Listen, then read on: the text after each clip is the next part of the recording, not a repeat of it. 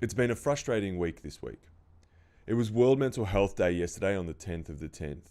And while it has been great to see people having conversations, trying to destigmatize mental health issues and talk about them and bring them out in the open, in the same week, we have Doctors Without Borders being booted off Nauru, providing mental health services to refugees that are currently being held in detention there.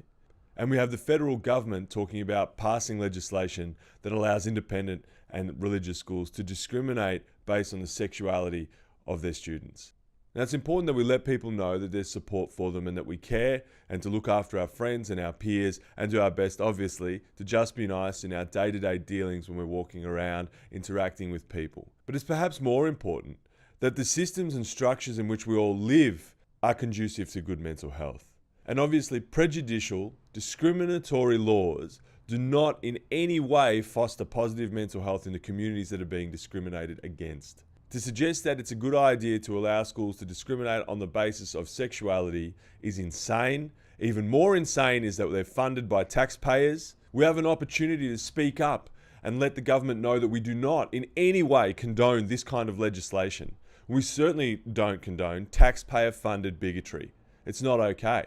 And it doesn't do anything to serve the mental health and well-being of the children that these schools are supposed to serve. On a tiny rock in the Pacific Islands, we're currently housing somewhere in the number of 120 children in detention. 120 children that don't have access to proper mental health care, that don't have access to proper health care in general. Some children that have only known being institutionalized, effectively being tortured in prison, being kept away from opportunities to develop, to flourish, to live the life that we wish every child could live. Around 1,600 asylum seekers in Manus and Nauru. 1,600 people making an effort, having a go. The Morrison government tagline currently is, if you have a go, you'll get a go.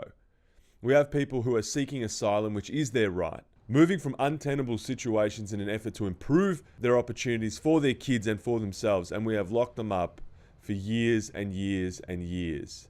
Children in prisons. So while it's important that we talk about creating environments that destigmatize poor mental health, it is so important that we are vocal and that we work to improve the structures, the rules, the legislation, the environment in which people live and breathe and operate, so they actually feel from the top down that it is okay to not be okay, that it is okay to be who they are, that it is okay to want more for your family, to seek asylum, to seek safety. The Australians that I know are not okay with locking up children. The Australians that I know are not okay with discriminating against people based on their gender, based on their sexuality.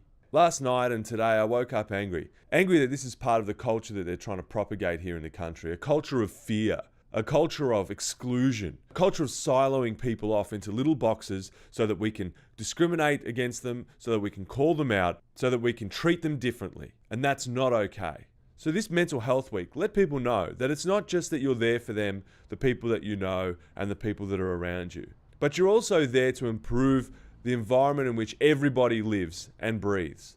That you're there to create a country that is inclusive, a country that cares, a country that believes everyone has a right to good mental health, that everyone has a right to feel good, that everyone has a right to be themselves, that everyone has the right to opportunity, that those of us who are lucky enough to be born in Australia are exactly that, lucky. We didn't earn it. We won the ovarian lottery and we happen to be born in Australia, a country of great opportunity and diversity. We'd like to keep it that way. For those who come across the seas, we've boundless plains to share. And those plains hopefully won't be dotted with prisons filled with children, or schools discriminating against people based on their sexuality. I certainly hope not 1 cent of my taxes goes to fund bigotry. Now, Morrison says that it's already enshrined in law, and yes, in New South Wales they're allowed to discriminate. I would say that that's a great opportunity to change the law and prevent them from being able to discriminate. In Queensland, you're allowed to discriminate based on whether or not the child in the school actually practices the religion of the school, but not allowed to discriminate based on whether or not they're gay. So it's not the existing law. Incidentally, it is existing law that you're not allowed to sexually abuse children. And we had to have a royal commission into religious organisations about that, only to uncover tens of thousands of incidents over the last 30 or 40 years. At the Just Be Nice project, we are 100% against that kind of institutionalised, taxpayer-funded bigotry, and we will not be supporting that in any way. If we truly believe in creating an environment where mental health is valued, then we have to create an inclusive environment that improves equality of opportunity for individuals across all facets of life, from education to the workplace to their interactions in society in the day-to-day. Australia is better than that. We believe we're better than that. And we'd like to see people being vocal about their opposition to these kinds of institutionalized, taxpayer-funded blocks to opportunity. Keep speaking up for those who can't. Keep looking out for those around you and for those who aren't. And as always, just be nice.